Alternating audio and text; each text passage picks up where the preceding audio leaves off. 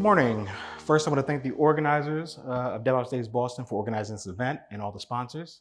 And thank you for inviting me to speak. Welcome to my talk entitled, We Can't All Be Shaq. Today, we'll dive into why internet heroes need to pass the ball. First, I have a trigger warning. I created this slide deck well before I knew I was coming to Boston. There are pictures of Shaquille O'Neal in this presentation, but sadly, none in a Boston Celtics jersey. Also, this is a bit of a lighthearted talk and there are jokes in here. I will not be offended if you laugh. I will be equally unoffended if you don't laugh. With that being said, my name is Malcolm Preston. I've been in the technology world for most of my life since my father bought a Xerox personal computer when I was a child. And now I've dated myself. I've held many different titles over the years, but all heading generally towards the same outcome. My passion is to make complex systems work. Over the years, I've worked at small companies, large companies, small companies becoming large companies. This talk evolved from part of my personal journey around some of the tendencies I noticed over the years. Currently, I work at Fire Hydrant, where we envision a world where all software is reliable. Fire Hydrant operates in the incident management space, and reliable software lines up perfectly with my other passion for getting a good night's sleep. I often engage with our new sales and business-focused employees, and given my background, I help clarify why our product exists and the problem it attempts to solve. Those conversations have evolved into this talk. I will not focus on some technical product that we use or how we scale to accommodate a huge increase in customer traffic. Instead, this talk will focus on basketball. Now bear with me, I know this isn't the topic of most tech talks, but my hope is within a few minutes it'll become clear how basketball and incident management go together like copy and paste. Now I enjoy watching sports, not so much to root for a particular team, but I appreciate watching how teams adapt and work together, especially when they're facing adversity. I've often been intrigued over the years why certain companies seem better than others in various aspects of their operations, similar to sports teams. At a going away party from a job I was leaving a few years back, the VP of engineering told a story I didn't even remember, but I know subconsciously shaped how I viewed my role on the team. While sitting at a new hire orientation session toward the end of my very first day at the company, an issue arose with some internal system. With zero context, I pulled out my laptop, figured out what was going on, and helped fix the issue. After that, every time there was an incident, this VP said as soon as he saw my name in the Slack chat, he felt a sense of relief and knew we'd be okay. Now, my story isn't unique. In fact, most organizations I talk to have a handful of people or teams who swoop in and save the day when a technical crisis arises. When 2 a.m. outage page goes out, they're the first to respond. These nebulous heroes find the problem, determine the affected areas, fix the issue or know who to call to fix the issue, wake up the VP, draft messages to send to customers and other stakeholders, then create tickets to address why things went bad. The next day at 9 a.m., they go back to the job they were hired to do, their backs are padded, and life goes back to normal until the next 2 a.m. page. I like to equate these people to Shaq. Shaquille O'Neal stands 7 feet 1 inch tall and weighs well over 300 pounds. And now it is time for the uncomfortable interactive portion of this talk. Raise your hand if you know someone who's operated as a Shaq. All right? Now raise your hand if this has been you at one time or another. I have found my people. Any team Shaq played for knew if they desperately needed 2 points, they could pass the ball to Shaq, and a thunderous dunk was likely to follow. Why Shaq? Even if you don't follow basketball, you're probably aware of his cultural significance.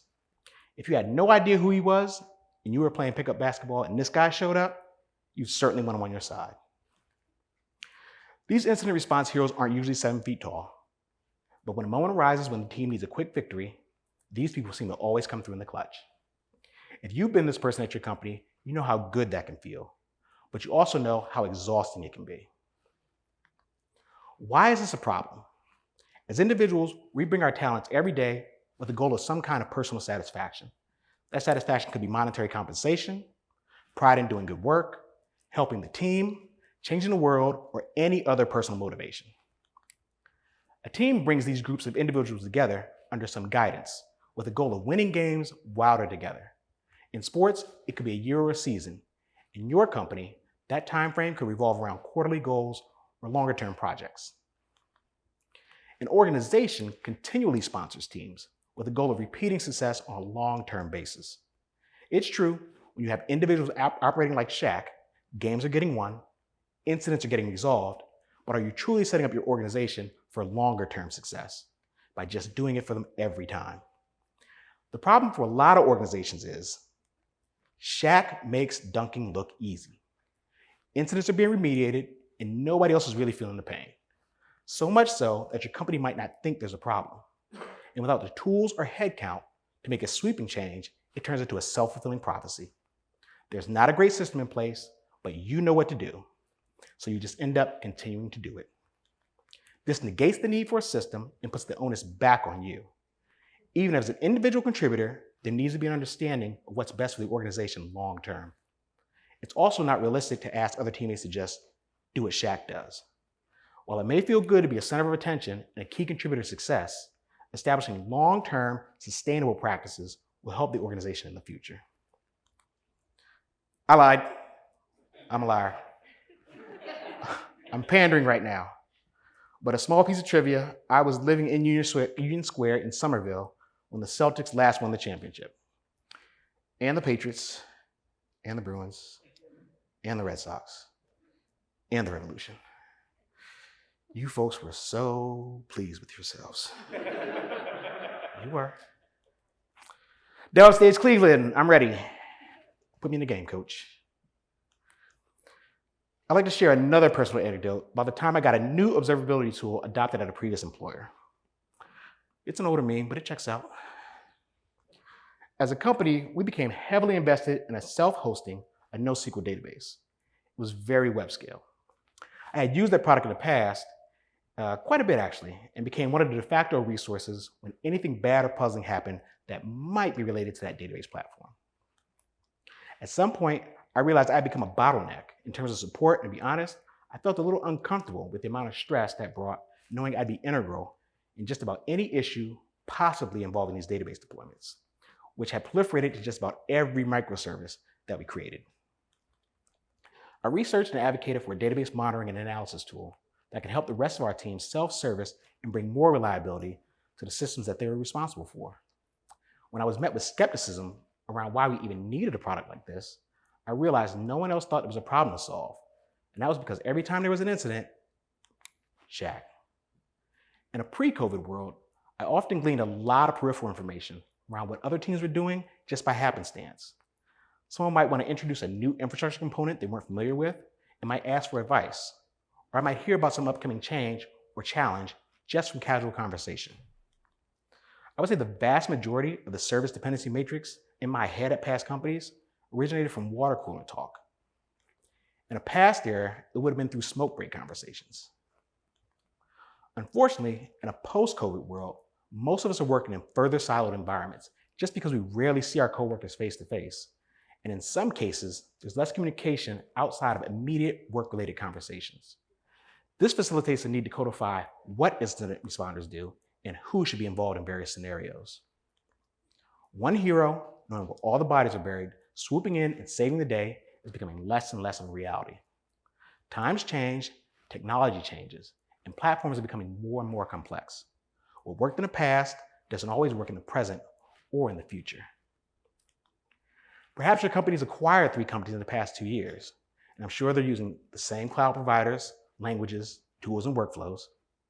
Maybe your Kubernetes clusters have over a dozen apps deployed. That's before you've even deployed your company's applications. Or is that just mine? Maybe you've embraced microservices so hard, you're squeezing its eyes out. SQL, NoSQL, all the SQLs, in-memory data stores, it's just a cache, I swear. Spoiler alert, it was not just a cache. This app uses Elasticsearch now? That's new. Serverless. It's running where? Service mesh, service catalog, service ownership. What are those? Times have changed and our heroes need to evolve. 2,880. The 2022 NBA Finals matched the Boston Celtics against the Golden State Warriors. Too soon? My apologies. The series went 6 games with a total of 2,880 minutes played between all players on both teams. Of those minutes, a grand total of 6 minutes were played by players over 7 feet tall. Shout it out if you know who that was. Anybody? Luke Cornett. Organizations need to adapt to a world where a 7-footer isn't a default response. Sometimes Shaq gets tired. Get him some water.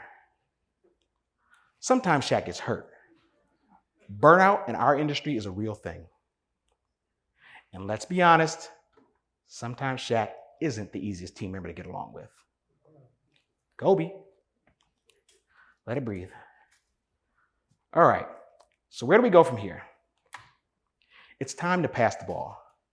Now, I don't have a picture of Shaq here because in basketball, Shaq was a notorious black hole. The ball went in and never came out. I'm kidding. To get out of the cycle of heroism, you as an individual have to commit to changing the liability culture at your organization. I always recommend people start with a few small steps and then grow from there. First, if the contents of your company's service catalog, dependencies documentation, and incident management communication workflow are all in your head, you're in trouble. What happens when you're not around? Take the first step toward formalizing an incident management runbook. This doesn't have to look like setting aside a full day to write a step-by-step process. Instead, take the start small approach of talking to yourself during an incident. The next time you respond, start a thread in the incident channel where you're literally just thinking out loud. Be over-communicative and don't assume your teammates understand why you're taking the actions you are. Think in terms of, I just got paged. What's the first thing I do? Where are the places I look to check on the statuses of our services? How do I know who to call when I discover what service is down? How do I know how to revert the last deploy for that service? What impact does this have on our customers and internal teams? And what are my thoughts about fixing this issue going forward? These are all questions you're answering in your head in an organic way because you're the one that knows how to do it. By documenting your process, you're taking the first step toward getting that information out of your head and eventually into an incident management tool, company or company wiki, breaking that silo. I'd wager as an individual contributor, codifying what you do is equally, or if not more important than doing. Step 2, slow your roll. You know who looks up to Shaq? Everyone. And the same is probably true of you. Become an incident commander and give the other members of your team the opportunity to learn, to expand their own skills, and to bask in that hero's glow. A team benefits from players who have differing specialties and roles, all working together under sound coaching and organizational direction. The best responders facilitate communication and collaboration. So the next time an incident arises, instead of taking on the Shaq role, be a point guard or a coach. Managers, sometimes it's okay to sit Shaq on the bench. Simply hang back, provide assist and guidance. Give people the info they need, or better yet, help them figure out where to find it. And lend a hand when you're asked. Once you've done this a couple of times, maybe miss a game or two. See if not being on call is an option for the sake of your own health, but to also help others step up. Instead, work on a special project, like taking the initial efforts toward formalizing the documentation you created in the first step. There's no better way to flag a weakness up the chain of command than by demonstrating what happens when you're not there to fix things. And that's a surefire way to direct some resources toward incident management. Now, I'm not suggesting you let Shaq fiddle while Rome burns, but there are game day and incident scenarios where you can allow other team members to take the lead. Step 3, question the status quo. Let's talk about the big O's. On-call and observability. What does on-call look like at your company? Are you alerting on every down instance or only the ones that impact your customers, both internal and external? Related, are you using service level objectives? If not, what's standing in the way of adopting them? Depending on how noisy your alerting systems are, being on call for a week might be totally a reasonable amount of time. What observability tools are you using? Can other teammates easily find the relevant data they need to triage an incident? If they can't, spend some cycles exposing and training on how to get that information. Lastly, what tools are you using to manage your incidents? How are incidents declared and under what circumstances? Can your team easily figure out what to do next during a high-stress situation? Are you conducting retrospectives? And if so, how do they influence your product roadmaps? Why were any of these tools chosen? When and by whom? And do they fit the way your team works? We have to improve the on-call and incident response experience for our engineers in order to reduce burnout and retain our colleagues. We also want to be able to assemble a winning team even when the 7-foot 1-inch star is unavailable. This will allow us to thrill our customers with the projects that directly impact revenue-producing products and features. Direct your hero energy to make the entire process better and not just remediating ad hoc incidents. These first steps are all moving toward a common goal, and that's to move away from whack-a-mole style incident response to more strategic and holistic incident management. If you're playing the hero role at your organization, you might be unintentionally masking the need for better incident management practices. This isn't your fault though, and you're not alone. By helping our companies shift toward a better incident management posture, we can improve things for our customers, for our teammates, and for ourselves. Again, my name is Malcolm Preston, and I'm with Fire Hydrant. Here is some contact information. I tweet nothing of significance, and my GitHub is pretty barren, but there it is. If you're curious about Fire Hydrant or incident management in general, come find me or one of my coworkers. There are a few of us around. Enjoy the rest of DevOps Days Boston. I want to thank the organizers again for putting together this event, and thank you for listening.